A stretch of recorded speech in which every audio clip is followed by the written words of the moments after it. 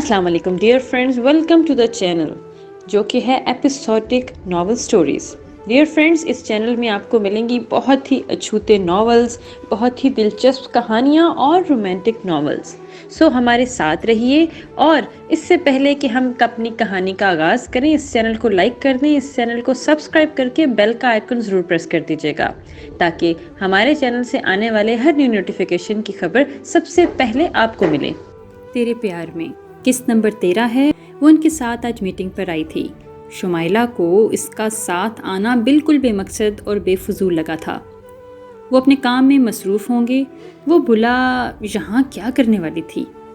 اور یہ تو پوری بلا لگ رہی تھی آج اسے۔ بس بیکار میں ان کے ساتھ منہ اٹھا کر آ گئی۔ شمائلہ کا تو آج اشر کے ساتھ تھوڑا وقت گزارنے کا ارادہ تھا۔ وہ تو اسے اپنے ساتھ لے جانے کے لیے لنچ پہ بھی کنونس کرنا چاہ رہی تھی، اور یہ جھوٹ کہنے والی تھی کہ آج اس کی سالگرہ ہے تاکہ اشر انکار نہ کر سکے، اور کچھ نہ صحیح کلاس فیلو ہونے کی وجہ سے مروتاً وہ اس کے ساتھ ضرور آ جاتا۔ لیکن اس لڑکی نے سارا پلان چوپٹ کر دیا۔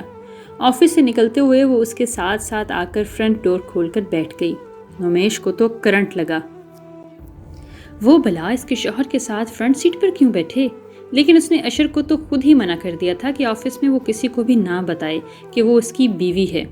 وہ اس کے نام پر نہیں بلکہ اپنے نام پر آفس میں کام کرنا چاہتی ہے، جس کی وجہ سے اشر نے بھی کسی کو کچھ نہیں بتایا تھا اپنے نکاح کے بارے میں۔ لیکن وہ یہاں کچھ نہیں کر سکتی تھی، اس لیے غصے میں منہ بناتی پچھلی سیٹ پر بیٹھ گئی۔ 2 گھنٹے کی میٹنگ تھی۔ شمائلہ نے اسے باہر بیٹھنے کے لیے کہا، جبکہ اشر اس سے پہلے ہی اندر جا چکا تھا۔ اس کا غصے سے برا حال ہو رہا تھا۔ وہ ان کے ساتھ آئی ہی کیوں تھی؟ اگر وہاں آفس میں بیٹھ کر وہ بور ہوتی تھی تو یہاں کون سا داتا دربار کا لنگر بٹ رہا تھا؟ وہ باقی سب کھا گئے اور وہ رہ گئی۔ میٹنگ سے جان چھوٹ گئی تو ان کی واپسی کا لمبا سفر شروع ہوا۔ شمائلہ نے فرنٹ سیٹ ڈور کو کھولنا چاہا، لیکن اس سے پہلے ہی نمیش اس کے پیچھے کی طرف دکھا دیتی تھی کہ خود ہی فرنٹ سیٹ پر وہ سوار ہو گئی۔ وہ پیچھے میری طبیعت خراب ہوتی ہے، مجھے پچھلی سیٹ پر بیٹھنے کی عادت نہیں ہے، اس نے کہا تو شمائلہ اسے گھور کر رہ گئی، جبکہ اشر نے مسکراتے ہوئے اسے پیچھے بیٹھنے کا اشارہ کیا تھا۔ پلیز، سیٹ پر بیٹھنے کی عادت نہیں ہے، محترمہ کو طبیعت خراب ہوتی ہے، میڈم کی جیسے لاکھوں گاڑیوں کی مالکن ہو۔ بڑبڑائی ہوئی پچھلی سیٹ پر بیٹھی، جبکہ نمیش پرسکون سی اشر کے ساتھ فرنٹ سیٹ پر بیٹھی ہوئی تھی۔ شمائلہ کو اب غصہ آ رہا تھا، آخر وہ اشر کے ساتھ بیٹھنے کا موقع گنوا گئی تھی۔ اس سب میں بالکل خاموشی ہو چکی تھی جب اچانک نمیش نے فرمائش کر دی کہ مجھے تو آئس کریم کھانی ہے۔ اشر نے مسکرا کر گاڑی ایک آئس کریم پارلر کے سامنے روکی تو شمائلہ کی تو آنکھیں کھل چکی تھیں۔ نمیش کے ساتھ اشر نے اس کے لیے بھی آئس کریم منگوائی تو نمیش کو اچھا نہیں لگا۔ پھر احسان کرنے والے انداز میں بولی، کیا یاد کرو گی؟ میری طرف سے آئس کریم کھاؤ۔ تمہاری طرف سے نہیں، اشر کی طرف سے، وہ جتلا کر بولی۔ لیکن فرمائش تو میری تھی نا، وہ پیچھے کی طرف دیکھتے بچوں کی طرح لڑنے والے موڈ میں بولی تو اشر کو بہت پیاری لگی، لیکن پوری تو پھر بھی اشر نہیں کی۔ وہ ایک بار پھر سے جتاتے ہوئے بولی، نمیش کو جو بالکل اچھا نہ لگا۔ تم؟ اس نے کچھ کہنا چاہا۔ تم نہیں، آپ۔ مجھے تمہارا یہ تم کہہ کر مخاطب کرنا بالکل پسند نہیں ہے، میں تمہاری باس ہوں، یاد رکھنا۔ اس کا انداز بہت روکھا سا تھا۔ اشر کو بھی بہت عجیب لگا، وہ تو آفس کے اندر ہونا، باہر تو نہیں۔ نمیش نے منہ بنا کر کہا، میں اندر اور باہر دونوں جگہ تمہارے لیے میڈم ہی ہوں۔ میرا تم سے ایسا کوئی تعلق نہیں ہے جس کی بنا پر تم مجھے تم کہہ کر بلاؤ۔ سینئر اور باس میں فرق ہوتا ہے، آئندہ یہ بات یاد رکھنا۔ اشر، میں ٹھیک کہہ رہی ہوں نا؟ آج کل یہ ورکرز اپنے اور دوسروں کے درمیان ہر فرق بھلا چکے ہیں، ایسے لوگوں کو ان کی اوقات یاد دلاتے رہنا چاہیے۔ وہ اتنے تیکھے لہجے میں بولی تو نمیش کی آنکھوں میں آنسو آ گئے۔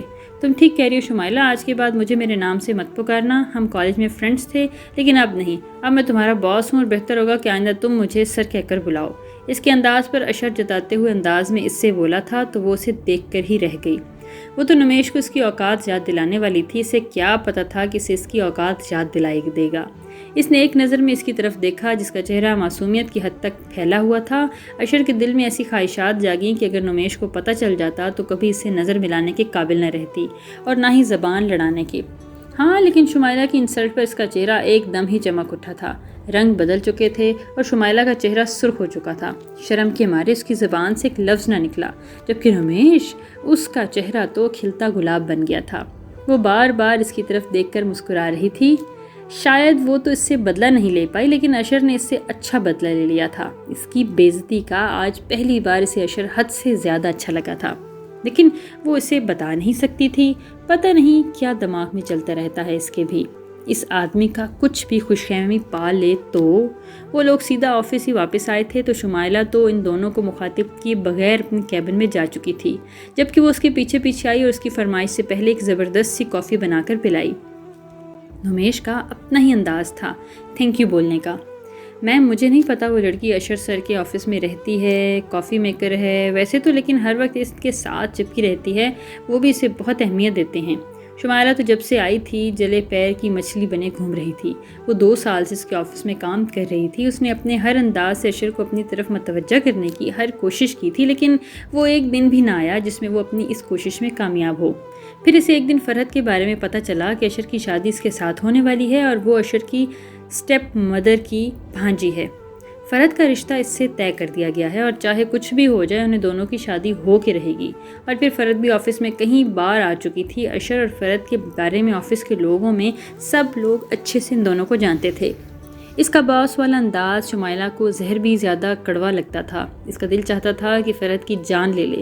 کتنی بار ان سب کے سامنے کہہ چکی تھی کہ اس کی پرسنل پراپرٹی ہے۔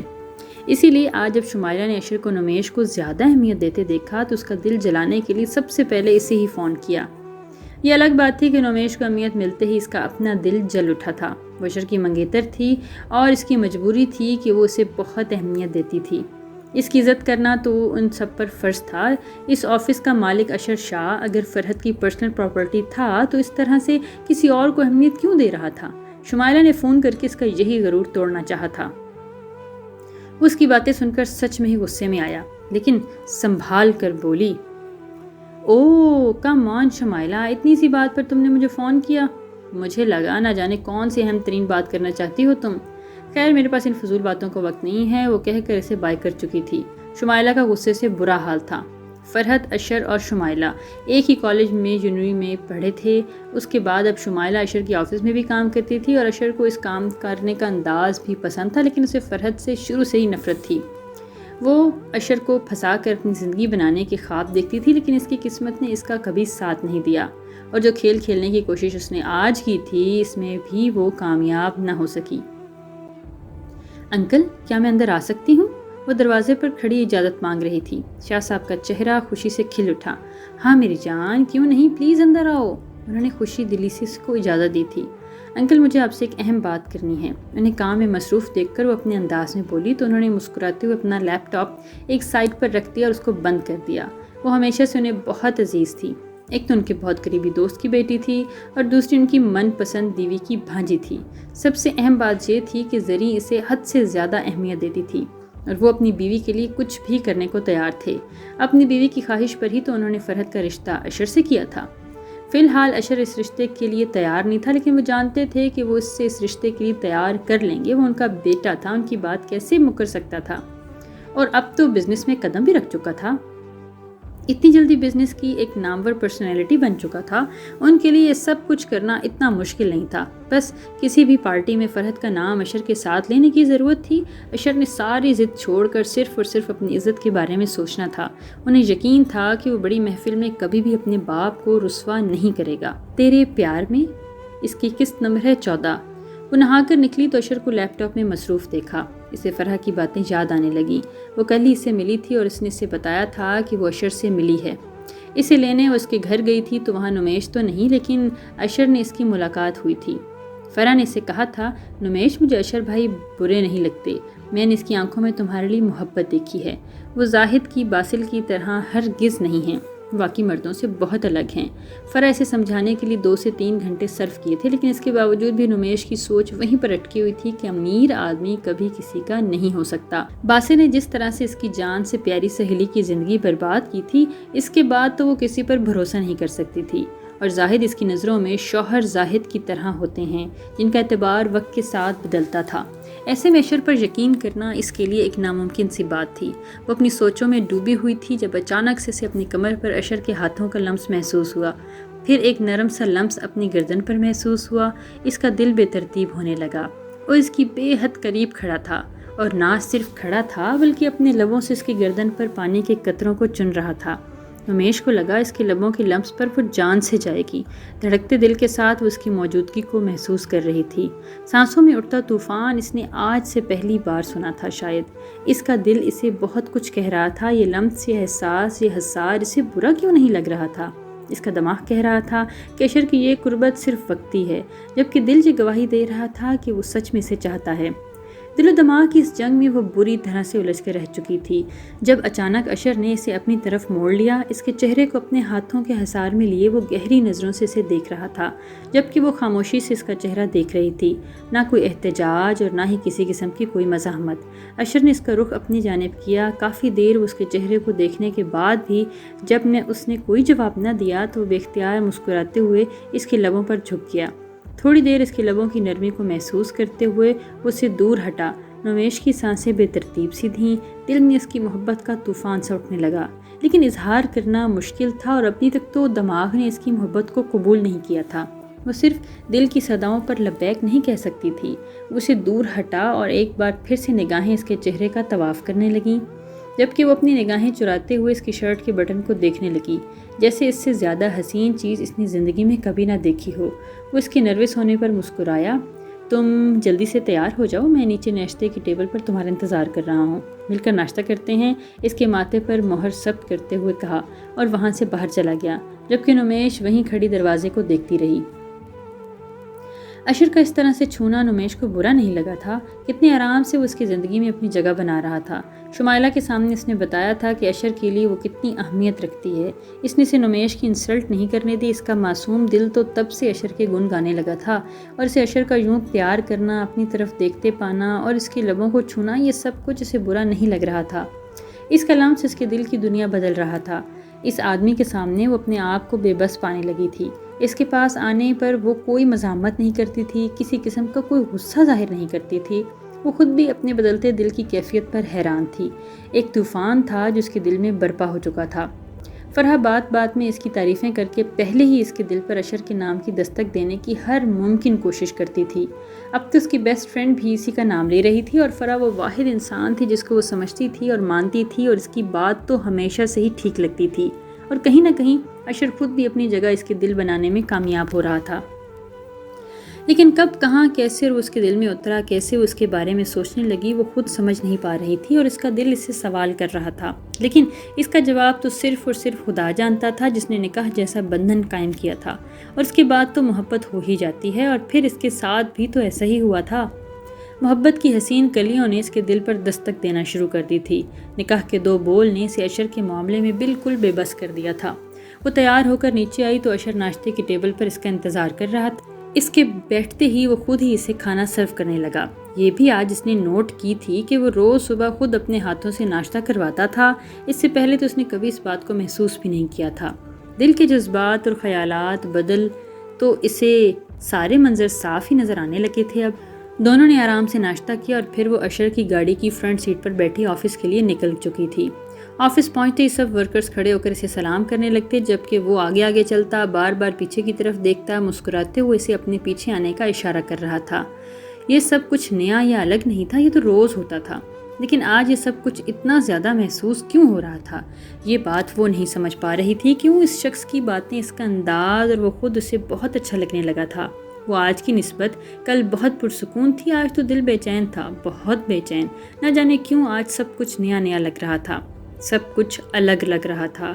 تو کیا یہ محبت کا ایک ہی رات میں ہو جاتی ہے؟ کیا کچھ ہی لمحات میں دل کی دنیا بدل جاتی ہے؟ اسے تو لگا تھا کہ جب اسے محبت ہوگی تو سب کچھ بدل جائے گا، لیکن کچھ بھی نہیں بدلا، سب کچھ ویسا ہی ہے، بس دل کی دنیا بدل گئی ہے۔ اشر کی پارٹی کی تیاریاں شروع ہو چکی تھیں۔ ہر طرف اشر کی سالگرہ کا شور مچا ہوا تھا۔ کچھ ہی دنوں میں سالگرہ تھی جس میں شہر کے بڑے بڑے بزنس مین اور سیاستدانوں کو بلایا گیا تھا۔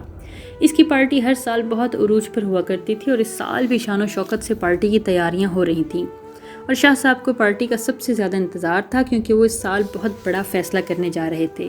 اس سال وہ اشر کی شادی اناؤنس کرنے والے تھے، کیونکہ فرحت بہت زیادہ ضد کر رہی تھی کہ اشر اسے کوئی اہمیت نہیں دیتا، نہ تو وہ فون پر اس سے بات کرتا ہے، اور نہ ہی اسے باہر کہیں گھمانے پھرانے لے جاتا ہے، اور نہ ہی اسے ملاقات کرتا ہے، اور یہ ساری باتیں انہیں بہت پریشان کر رہی تھیں۔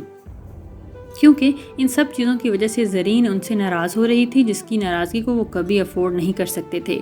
اشر کو جو فرحت نے نظر انداز کرتے دیکھ کر انہوں نے فیصلہ کیا تھا کہ وہ جلد سے جلد ان کی شادی کا فیصلہ کر دیں تاکہ وہ بھی اپنی زندگی میں اسٹیبل ہو جائے اور فرحت کے ساتھ ایک حسین زندگی کی شروعات کریں۔ بس 3 دن کے بعد وہ پوری محفل کے سامنے فرحت اور اس کی شادی کی اناؤنسمنٹ کرنے والے تھے۔